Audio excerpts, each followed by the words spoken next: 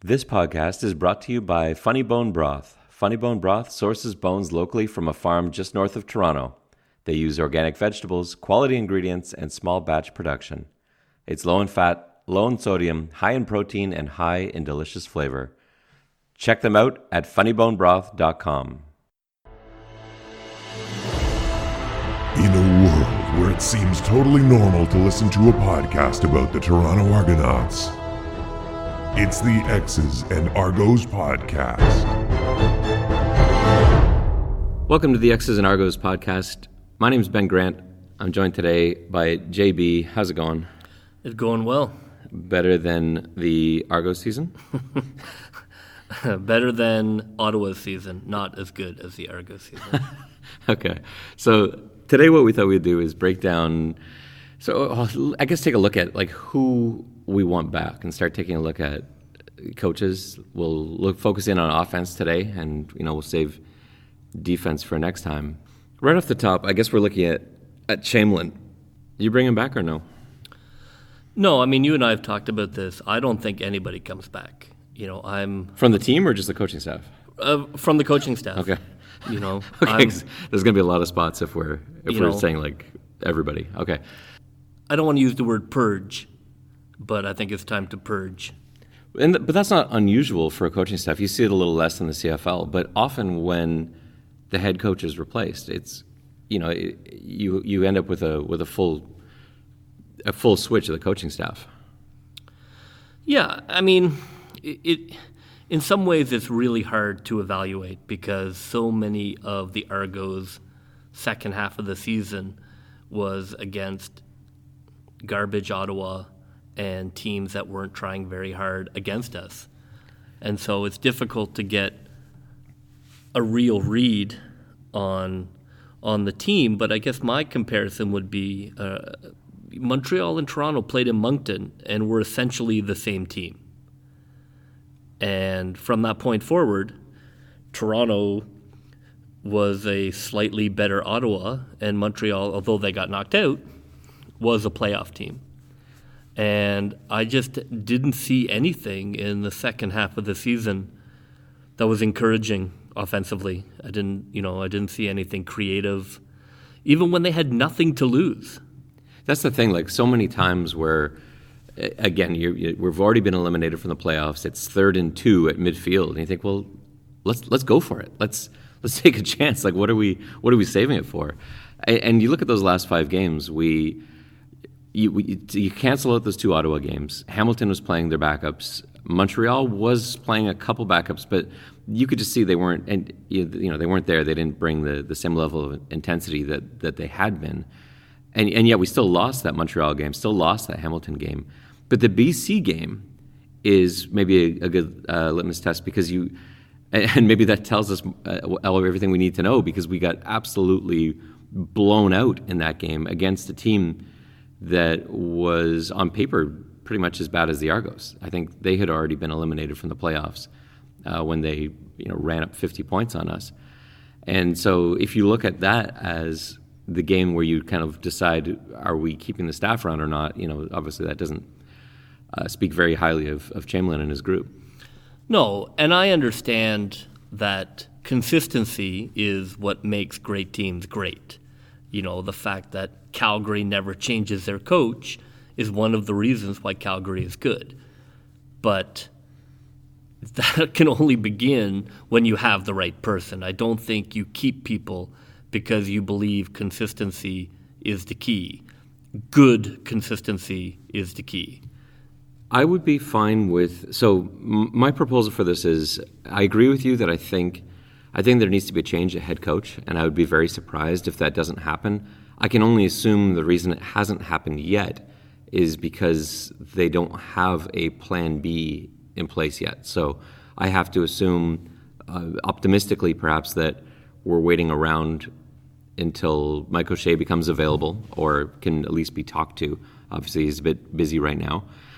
But that's the only reason I hope that a move hasn't been made yet. Because I feel like if we go into next season with the exact same coaching staff in place, that we're going to end up with a very similar season to what we saw this year. Do you think Winnipeg winning this weekend increases or decreases the chances the Argos can steal O'Shea? Decreases. I think the more Winnipeg wins, the more likely the organization is to give him whatever he wants. Yeah, I'm not sure. I feel like it's harder to walk away from a team after a playoff loss like that than it is if you put together a run. I think if they win the whole, like if Winnipeg wins the Grey Cup, then I do think then that's when I could see him walking away. Because from Winnipeg's standpoint now, they don't need to pay him. They just won the Grey Cup. They can now sort of have a celebration, a big party. I think there's less pressure on them. I think if they get to the Grey Cup and don't do it, I don't think there's much chance that he leaves at that point. Yeah, in the end, I think O'Shea's, is a false dream. I don't think there's any chance O'Shea comes to Toronto. Why would you? I mean, unless they opened up a vault of money, why would you leave Winnipeg to coach? Who's going to be that roster? I mean, a completely reconstructed roster. Well, we've got changes at the top already, so you've got Pinball running things, and I could see that under, with the former front office staff, I could see you saying that. But there are a lot of draws, like the cities themselves. I'm not a huge fan of Winnipeg as a city, as a place to live. In my experience, it's either -50 or I'm getting bitten by mosquitoes. And in terms of cities, I would take Toronto over just about everywhere. But if you're given control, if you're given the same level of control in Toronto that you're given in Winnipeg, if you have, which I believe he does, have a good relationship with Pinball, and that's something he feels good about, and Pinball has a plan, and he's going to bring in players, and he's got a vision that O'Shea shares, or maybe he says, to O'Shea, what's your vision? Will you come in here, and we'll give you the freedom to bring in who you like. I would see that as a draw. Yeah. I think that's the only possibility, is that they give him. I'm not sure what his player personnel power is currently in Winnipeg. So if they give him more power in terms of the selection of players and more money, I mean, in the end, like, this is one of those things where, Lewicki proved for MLSE is the quickest way to turn a team from a loser into a winner is go find the smartest guy and give him a ton of money and absolute power.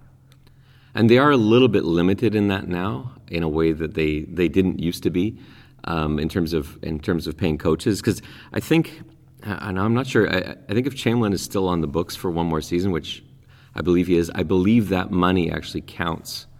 Against the cap? Yeah, I think it actually counts in terms of how much can then be offered. I got to look that up, but I think that's will be one of the sticking points. They can't just lay down $5 million for him and maybe we could listen to a podcast about the CFL. Maybe if we had two guys that knew what they were talking about, that would be quite helpful. That's the kind of valuable information you're getting. Yeah. Questions. Well, yes. we just raised the questions. It's really up to you, the listener. You go do the research to find these answers. Yes, no, but I think that's the situation. Now, back to the Argos coaches for a second. How would you feel about a situation? Because I actually quite like Chapdelaine, Jacques Chapdelaine, as an OC, and I know we're talking very hypothetically here, but if we were to bring O'Shea in, who's a defensive guy, how would you feel about keeping Chapdelaine as your OC? It's hard to say. I don't know how much freedom he is given on that staff. It's always difficult to know whether an offensive coordinator is being held back by a coach who wants things to be very conservative. But my feeling is we should look. I mean, as you look at the CFLization of the NFL and how the CFL is really moving more and more towards CFL-style plays, They don't have the receivers in motion, but I mean, it's a faster league than it's ever been, and it's more a passing league. And when I look at the teams that are great in the NFL, they're innovative and they're stealing from smart coaches and they're throwing things at other teams that they're not prepared for. And when I look at the mediocre teams, who will go unnamed, who are at the end of the QEW, those teams are boring and run static offenses and punt the ball and run in the middle on the goal line and are not doing anything innovative. And that's what I need from the Argos. I don't need them to win 12 games next year, but I need them to push the envelope, to look like they've read a book. Have you read a book about offense? Or are you just using the binder you had from 2002? But I think we saw this year from Chapdelaine, especially when he started bringing in the two young guys, Prukop and O'Connor. He seemed to really cater his play calling to their strengths, and that's something. He's been coaching a long time, and he has adjusted in his style. He's got a far different offense now than what he used to run. And when he brought in Prukop and O'Connor, we saw him do things that gave them advantages. With Prukop, we saw him really take advantage of Prukop's mobility and his ability to scramble around, to throw on the run. And he set up plays for O'Connor where they had max protection, where O'Connor's really got one or two guys to focus in on or one read to make and throw that ball downfield. And so, it wasn't necessarily, he wasn't doing any magic tricks or anything like that, but it showed to me his willingness and his to be flexible. And I think that's half the fight there. Yeah, I guess it really depends on who is the quarterback next year. Well, but that's a thing too. Like, you look at the job Chapdelaine did this year. He came into the season designing an offense for James Franklin. That was, Franklin was going to be the guy. Here's our offense for James Franklin. Then suddenly McLeod Bethel-Thompson takes over, and now, in a very different set of strengths. And then we've got Prukop and O'Connor that comes in. It's four different quarterbacks with four very different styles that he had to cater to. And obviously he didn't come into the season back in the spring thinking, I'm going to come to the table with four different offenses. So that's him thinking on the fly. I feel like this is a guy that if he knows, maybe he won't next year, but if he knows who his guy is going to be for the whole season, then it's a guy that I can have some faith in. Now, that being said, if any head coach comes in and doesn't want him, then I don't think you argue to keep him. I hate when you see that in no matter what league. When you bring in a new head coach, I believe that head coach should have the power to bring in or get rid of whoever he wants. And if the owners, the general manager says, no, we really like this guy as the offensive line coach or as the special teams coach or whatever it is, I believe that the head coach should have that power. And obviously that's something that's discussed in interviews. What sort of freedom will I have to bring in my people, my staff? And I don't know what O'Shea's relationship is like with Chapdelaine, but if we were to bring in O'Shea and he says, no, I want my staff in here, then I think he should have that ability to bring in his people. Yeah, in some ways, maybe big-time Div 1 football is a better comp than the NFL to CFL football in terms of the volatility of it and how quickly things can change. Sure, well, no one's getting poached from the NFL coaching staffs. No. Or at least far less. I guess you lose the occasional coordinator to a head coaching job. But if you look at, I think it's such a valuable or such an important decision. You look at LSU, who had the unfortunately named Canada as their OC, and he was terrible. And now they have a new OC, and they're absolutely elite. And of course, they have a good quarterback, but they have good everything. But they always had good everything. And I just think that's hard to gauge, though. You look at not to turn this into an NCAA podcast, but I don't know if the things they went after. You look at the comparison. We talked about the LSU Alabama game that you just saw over the weekend, which was a shootout. But the last time those two teams played ranked 1 and 2, it was a 9-6 game because both of their philosophies have changed. So back in like 2011, LSU and Alabama are both trying to play smash-mouth, defense-first football because they can basically choose whoever they want. And I'm not sure how much of that is coordinators. Maybe it is. I don't know enough to know. But I feel like they're recruiting because, again, those two schools can pretty much take whoever they want in the country. And I think now they're taking really fast receivers, smart quarterbacks, mobile quarterbacks that can get the ball out quickly, whereas back then it was game control quarterbacks they were looking at, bright game control guys. Their priority was on defense, and that's why you had that 9-6 score as opposed to scores up in the 50s that you're seeing with both of those offensive now. So I don't know. I don't know if that is coordinator related. It might be. I think where I see this as such a huge offseason for the Argos is that model that has been used for the other MLSE teams, where you find somebody who is incredibly smart, incredibly progressive, and give them all the power and all the money, and then step back. And I just need the Argos to find their Masai, their Tim Bezbatchenko, their Brendan Shanahan / Kyle Dubas. That's who they need. Now, I don't think it's pinball, but I think pinball is the facilitator. Well, I don't think pinball thinks it's pinball. No, I agree. That's who they have to find. They have to find the guy who is going to bring an analytical eye and a completely different team-building philosophy for the next 10 years. I think this hire is absolutely huge if they're going to get off this, conveyor belt of we're good and then we're not good for a long time and then we're good. And then it's just so difficult to build any momentum without the guy. And I just think this offseason is maybe the most important in Argos history. So, all right, let's talk about some players now. So, I think we've come to an agreement that we'd like to see Chamberlain replaced. We'd like to see somebody brilliant brought in as sort of a GM figure that Pinball finds to sort of replace himself. We're,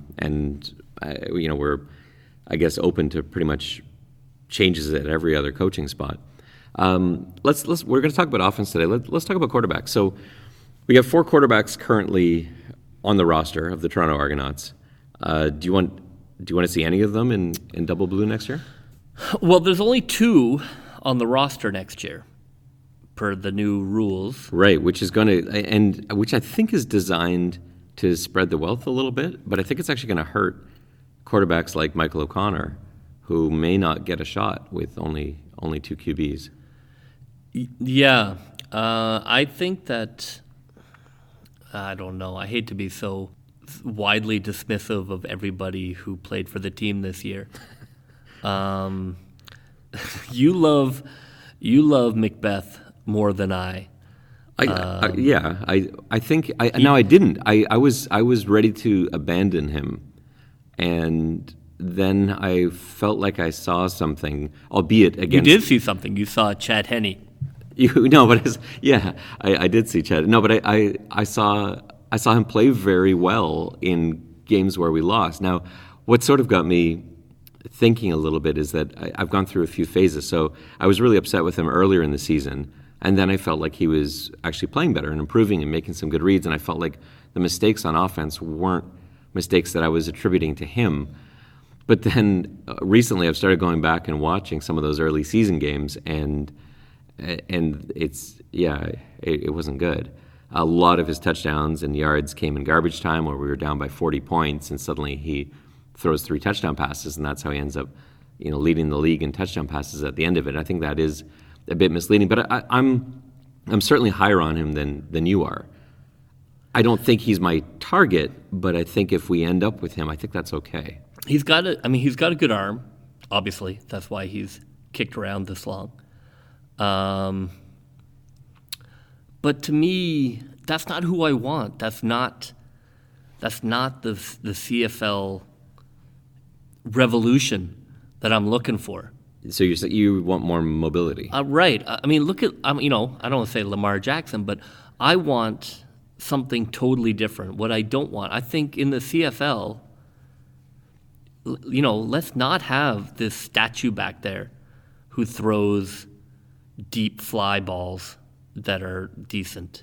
I want somebody who's going to scare the heck out of the other team. If your quarterback doesn't scare the other team, then, what are you doing? I think they should go find. Now it's going to be harder because mobile quarterbacks are becoming more of the flavor everywhere. Certainly, it would have been easier to find a guy like this. Like, because 10 years ago, Lamar Jackson might not be on a football team. Yeah, I think that's what I want. I want a kid who can challenge both aspects of the defense. Anybody who's ever been involved in coaching knows that a running quarterback is a nightmare, especially if the running quarterback can throw decently. But that's the key. Like, it's so hard to find a guy who poses a threat with his legs but can also throw accurately enough to be passing the ball 8 out of 10 downs, because it's the CFL and you got to throw. Yeah, I think they have to go. They have to go looking. They have to bring somebody into camp. So you're saying someone that's not currently on a CFL roster, you've got to go south and find them, start, bring them in, and build around them, because the team needs a jolt of excitement. See, I was very high on Dakota Prukop in the limited action that we saw. We saw him play all of 3 quarters over 2 games against Hamilton's backups and Ottawa. And I really liked what I saw from him. Not enough to say, let's make him the guy. He should be our starter next year. But I really want to take another look at him next season because he has mobility. He's not Lamar Jackson, but he can move around the pocket really well. We saw him convert first downs with his legs, a pretty aggressive quarterback when it comes to running the football. But he's also got some really nice touch. He connected in that last game with Hamilton, had a beautiful pass to Rodney Smith. He seems, I guess he did get, sometimes he got a little bit of tunnel vision, but for the most part, I think he's got, pieces that we can work with here, and he has that mobility that you're looking for. Yeah, I mean, in my dream scenario, you're bringing somebody in who is going to electrify the crowd down at BMO, and somebody the city can get behind. I think the city is keen to get behind a star. Well, that might not be Dakota Prukop. Like, I don't think he's a star. I don't think he's going to be the guy on the poster next season that's going to sell the building out. No, I don't want him. So, but would you be okay with him as a backup if he's the guy behind? Because backups, he's probably going to get in if he's a backup quarterback. In this league, that means he's starting like 6 games. Well, I guess I would leave it. Well, you're going to bring more guys into camp, and maybe you can settle it that way. But I like him. I think there's enough. I think I've seen enough in Prukop that makes me say I want him to get a fair shot next year at the starting job, but probably more realistically as the backup quarterback. And I'm with you on bringing in somebody with mobility. I think that's a lot harder to find than you're making it sound. I don't know how hard they're looking, is my question. I don't necessarily believe that organizations filled with football guys actually believe that they want that kind of quarterback. I think that bias is still deeply ingrained in boring conservative football minds. Oh, it depends who you've got. Like you were talking about, this goes back to our GM conversation though, but if Pinball brings in a decision maker who is willing to take chances, that fits hand in hand obviously with finding the quarterback you're looking for. Yes. I mean, to me, again, it's all on finding that person who can evaluate correctly and move forward. And then we don't need Mike O'Shea. I still want Mike O'Shea. He's not coming. His name's on the flag in the end zone. How could he say no to that? Like, to look up every day, every time you have a home game, look up and there's your name in the building. Yeah, the only hope we have is Pinball's in a room with him. And I don't discount the value of that. Pinball is a very convincing man. Like, there's no one that makes you feel more important, no matter who you are, than when you're in a room with Pinball. And I think he sits down with Mike O'Shea. I could see Mike agreeing to whatever Pinball says, because he's magic. All right, let's talk about the backfield. So running backs that we've currently got. So in terms of, we had Brandon Burks earlier in the season. He got hurt. AJ Ouellette, who we saw, he was, I guess, practice squad most of the season, and then we saw him in the last couple of games. Chris Rainey, we saw. James Wilder Jr., we saw. They recently signed Bishop Sankey. We didn't get a chance to see him yet. That I find kind of interesting. Because we remember Bishop Sankey. He's 27 now, and I was excited about him as a rookie when he was on my fantasy team, and never got onto the football field. But he's an interesting guy because he's got that skill set. He's exciting, or was like 7 years ago in college. He's 27 now. Like, let's see what he has. But so those are running backs, and then we've got the two fullbacks on the roster. Reggie Sibassou and Declan Cross, both Canadian kids, who I think, I just think, in terms of fullbacks, I think you keep both those guys around. I think they're great. Sibassou, I know we didn't see very much, but he was awesome. He won a Vanier Cup, I think, with Montreal, and it was an excellent receiver, but he's also put on some weight now, and we haven't seen him on the field very much. It was mostly Cross, but those are guys that you can put at tight end. You can put them at fullback. I don't think I would go searching for a fullback, but unless you disagree with me, like, why don't we talk about the running backs? Yeah, no, I think that's fine. I think keep the fullbacks. They're, a blunt instrument, and the ones they have are fine. I think it's good to have fullbacks. And both those guys are comfortable lead blocking or running routes as a tight end. Like, Sibassou's a great receiver. Cross is a bit more of a blocker, but he's good too. He can catch the ball out of the backfield or from the tight end spot. Yeah, I guess, what did you make of this season with the running backs?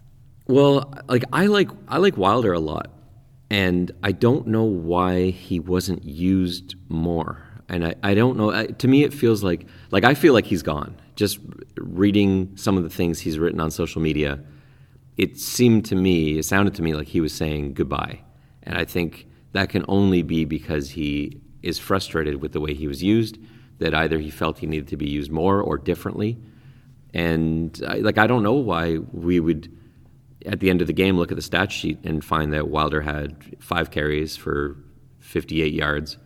And that was it. And why you're not running him more. I feel he's among the better running backs in the league. Yeah, certainly I have very distinct memories of watching Wilder standing widely open in the flats, waving madly at a quarterback who had his back to him. That was his go-to move. And I never understood it either. I didn't know whether he was injured or why the team felt like they shouldn't build an offense around their best offensive player. I don't know if I would go as far to say he's our best offensive player, but I think he's in the conversation. Who would you put over him? Green? As a possession receiver, he is, but I think it's easier to find a possession receiver. I think Walker probably, but then he was hurt at the end of the season. We didn't really get to see him too much, but Darrell Walker I thought was. We spent a lot of money to bring him in, and I thought he looked like an all-star when we were down 40-0. And whereas Wilder Jr. didn't look like an all-star this year because he was only getting 5 carries a game, so he was never given that opportunity. But I think both of those guys are in the conversation as most outstanding player, and I think you can put Green in there just because he's awesome at what he does. But I think what he does is something that a lot more people do than what James Wilder Jr. and Darrell Walker do. I would love to bring Wilder back. If he's going to be used properly, I think that he is, I think that he's a good receiver. I think that or at least he's a decent receiver for a running back. And none of these guys are super young, right? Like Wilder's 27. Sankey, well, I don't even, maybe we can't even talk about Sankey because we haven't seen him at all yet, but he's 27. Burks is 26. O.J. Olette is the only young running back that we've got at 24, but I don't think I like him, but I don't think he can be your guy. So, maybe it's time to start looking at bringing in somebody younger, because you don't see running backs typically get a lot better after 27. No. But to me, I feel the running back position is overvalued. I think that if you construct an offense that is smart and fluid, then you can plug guys in and they're going to be successful. I mean, there are certain running backs that will be successful no matter what, but they're hard to find, and I don't think it's worth chasing them because you don't need them if you have an offense that is well built. You can puck guys in there and they're going to get you yards. They're going to get you 4 or 5 yards because the defense can't tee off on you. And as long as the defense can't tee off on you, most times guys are going to be able to get some yards. I didn't feel like we had teams stacking the box against us this year. I just felt like I didn't feel like we were getting the blocking from the offensive line to maybe justify running the football 20 times a game. But at the same time, I felt like we could have run more than we did. Yeah. The offensive line, is always a problem on any poor team. Those two facts are usually pretty related. The offensive line needs to be improved. Well, why don't we go there after? Well, maybe we can move to O-line now and then wrap up with receivers. But I'm not convinced that there's anybody on the O-line that absolutely needs to. Like if you made me pick 10 players on the team that needed to come back, I'm not sure any of those are offensive linemen. There was nobody on the line this year I saw where I said, well, we've got to bring that guy back. Now, that being said, I thought McEwen did a pretty good job at center. But beyond that, Cage was hurt early in the season. He was playing left tackle, and then kind of after that, we had a variety of guys. You had Randy Richards and Jamal Campbell, both playing the tackle spots, and they're fine. But the problem is all 5 of our linemen were fine at best, and that's not good enough. Like, you can deal with having maybe 2 guys that are fine on your O-line as long as you've got 3 guys that are great. And we had an entire line of guys that were fine or poor. Yeah, they definitely need to find at least one veteran anchor for that line. You're not going to be able to rebuild a line overnight. That's the problem. Like, how do you fix this line in one offseason? Well, players become available in the CFL much more than the NFL. No, it's true. And there's certainly a lot more movement. I think, you're going to have to splash out some money and get at least, I think you start with adding 2 linemen to that group. And to be fair, if we're talking about continuity, this wasn't a unit that looked like they had been playing cohesively together for years anyway. Because even at the end of the season, we saw so many occasions where there were busts in communication, where the line didn't know how to respond to a blitz, and we had blitzers running free through the A-gap because there was no communication down the line. So I guess if that's what we're worried about is continuity, maybe we scrap that concern because it didn't look like we had any to begin with. Yeah, I'm not a big believer in they don't need to go find 5 road graders. If they could add one veteran who who can go out there and knows the CFL, can run that room, can be the guy we can run behind.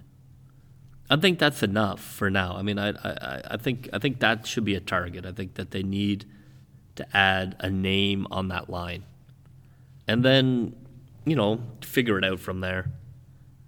All right, for the receiving core, I think the receiving core is the strongest of all the groups, the offensive groups. I felt like the receivers were our strongest position. We had Darrell Walker, who had a great year before he got hurt.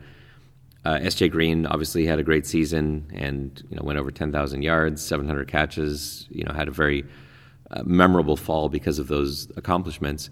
But they were surrounded by guys that also made some really big plays. I thought Armani Edwards had a great season. He's another guy that was over 1,000 yards on the season to join Green and Walker. And Rodney Smith, who spent I don't remember when he came off the practice squad, but he was on the practice squad for the first, it seems like half of the season. It probably wasn't that long. And then he looked amazing. From September onwards, he was awesome. He was making huge plays, and he's not a guy that he bounced around the NFL for a while, but he never really had the speed to stick with any one team in the NFL. But I thought the way they were using him early in the season was unfortunate because they were basically using him as this giant man that the faster receivers could run picks behind.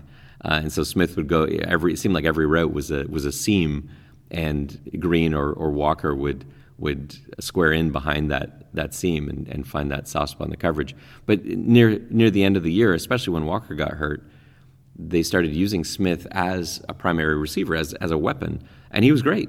He's a guy that really knows how to high point a ball. He's huge, and so using a guy he's 6'5" and got great reach. He can jump well, go up and find those jump balls. We saw a couple that Prukop and O'Connor both threw their first touchdown passes to Rodney Smith, which of course was memorable because he then turned around and threw their footballs into the lake. But those were both terrific catches, and all you have to do is float it up to him, and you got a guy that's 6'5", who can high point it like that and is a great athlete. The speed doesn't even matter that much. But then, of course, against Hamilton, he has a 75-yard touchdown where he actually looked fast somehow. But that's a guy I would love to have him back. And I think he's probably, I think he might be the fourth best receiver in this group. Yeah, I agree. I think that. Do you want to add anybody to this group? Yeah, I mean, if I were to add somebody, I think what they don't have is they don't have a blazing fast guy that the defense has to be terrified of. True. We have guys with speed, but no, we don't have any. And again, these are dream wishes, but I think that if you have a guy who can run that deep over, or at the very least has safeties concerned about him, that's what you want. If you have guys that safeties are just sort of, are looking at and are aware of and react to, that makes it a lot easier for a defense, as opposed to a player who you must always be paying attention to. So in terms of complementary play, I think you'll notice my theme is speed. Yes. I want nobody on the team who is not fast offensively. I mean, I just think that's where the game is going, and you should be building a track team, especially in the CFL. Build a track team. I want everybody on the team fast. See, I think I want a range. I like the receiving core. I like your idea of adding a speedster. I'm fine with adding, finding a guy that's 150 pounds and can run a 4.2. That's great. Right. We can certainly use a guy like that. You're right. Look, I'm okay with Green and coming back. I think the possession stuff's fine. I think that's fine. But so much of it just smacks of boring, stationary football. But I think guys like Green that you can turn to, you've got an important down, and he's going to find that perfect spot. You know that he's going to be on the same page as the quarterback. I think, I don't know. I feel like you can't. I don't think you can dismiss that. Like I felt like Jimmy Ralph was a guy like that too, not the same level as S.J. Green, and you know I'm not saying I'd be crushed if Ralph and Green don't come back, but I do think that they add something. I think I would like to see both those guys back. Basically, I'm saying I don't think I need any changes other than I'd be quite happy to bring in a speedster to add to that group. Yeah. Like I didn't feel like I like Chandler Worthy. I thought he was fun to watch at the end of the year. I don't feel like he's he's the guy we're talking about, and I don't think Gittins Jr. and Sherrod, any of those guys that we saw play in that Hamilton game. Like I don't feel like any of those guys are. Well, they're definitely not the guy we're talking about. But I'm fine if they're there. But in terms of the starting group that we had, that core, I'm okay bringing all of those guys back and not adding anybody. But if we did add somebody, I do think it's a good idea to add in that blazing fast speedster. Yeah, and of course you're not going to be able to tear down the whole team.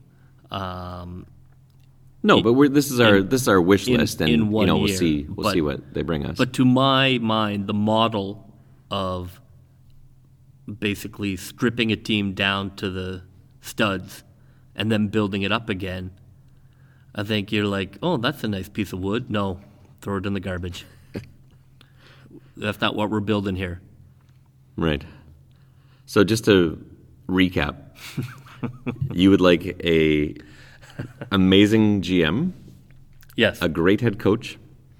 Well, the amazing GM will take care of everything else.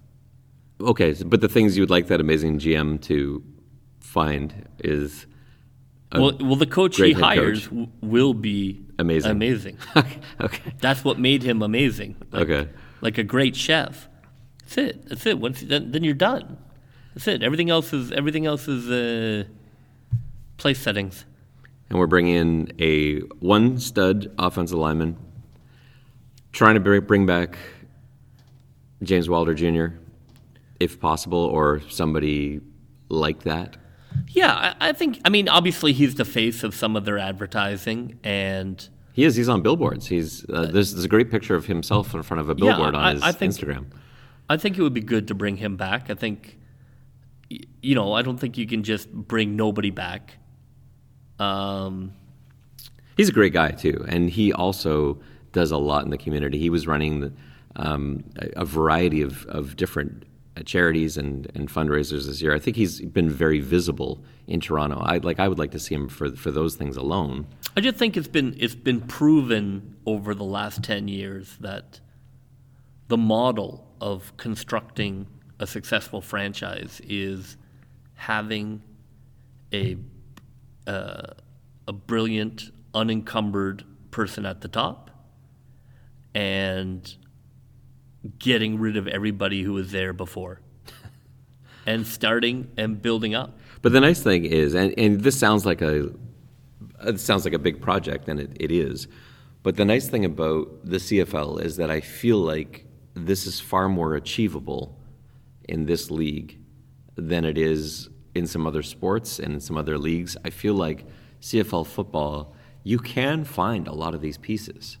I don't know if we can check off the boxes on our entire wish list, but I think we can get pretty close if we've got the right guy there. Yeah, I mean, my dream or my hope, and at some point, if I can find some time, I'd like to write about this, is, I want to be Calgary. I don't want to be, let's win a Grey Cup every 7 years, and then the other 6, we're going to be, the Florida Marlins. We do win a lot of Grey Cups, though. I know, and so did the Florida Marlins. Well, and so they win a World Series, and then they're the worst team in the league, and then they win a World Series. And I would much rather build. Look at Hamilton.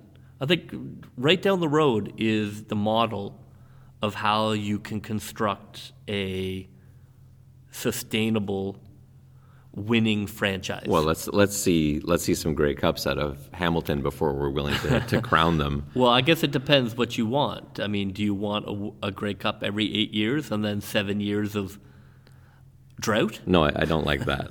That's been right, and that's what I'm saying. I'm saying let's build this thing so it's not just, let's bring in 10 guys in the off season and we can suddenly be good, and then those guys are all gone at the end of the year. I would much rather them. I remember hearing a football analyst talk about, teams are good when they draft a player, you say, oh, that's a blank team player.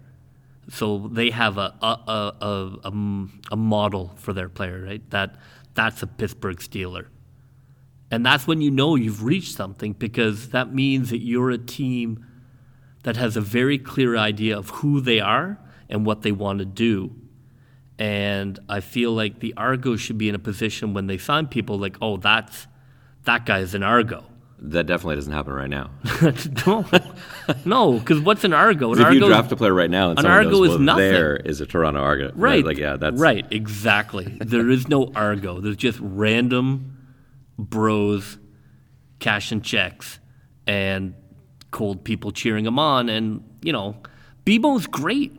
BMO's a great field, and it frustrates me that it is not getting a bigger bite of that summer crowd.